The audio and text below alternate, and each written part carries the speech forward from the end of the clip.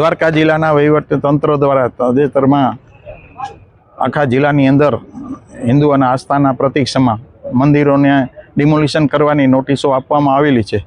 એનો વિરોધ દર્શાવવા તથા આ નોટિસો પાછી ખેંચી લેવામાં આવે તે માટે થઈને આજરોજ વિશ્વ હિન્દુ પરિષદના કાર્યકરો તથા ગામના અગ્રણીઓ દ્વારા અહીંના મામલતદારશ્રીને આવેદનપત્ર આપવામાં આવેલું હતું. આ આવેદનપત્રની અંદર જે નોટિસો આપવામાં આવેલી છે એ મંદિરના નોટિસોને સામે ખેંચી અને મંદિરોને રેગ્યુલરાઇઝ કરવામાં આવે તથા સરકારના ધારાધોરણો મુજબની ફી લઈ અને જે બિલ્ડિંગોમાં બનાવવામાં આવે છે, ગેરકાયદેસર બિલ્ડિંગોને રેગ્યુલરાઇઝ કરવામાં આવે છે ઇમ્પેક્ટ ફી દ્વારા, એ રીતના આ મંદિરોની જગ્યાઓ પણ રેગ્યુલરાઇઝ કરવામાં આવે અને આ જે હિન્દુ ધાર્મિક સ્થળોમાં જે કાર્યક્રમો દર વર્ષે હિન્દુઓ દ્વારા થાય છે એ કાયમી ધોરણે થતા રહીએ એવી લાગણી અને અમારી માગણી છે. જય શ્રી રામ.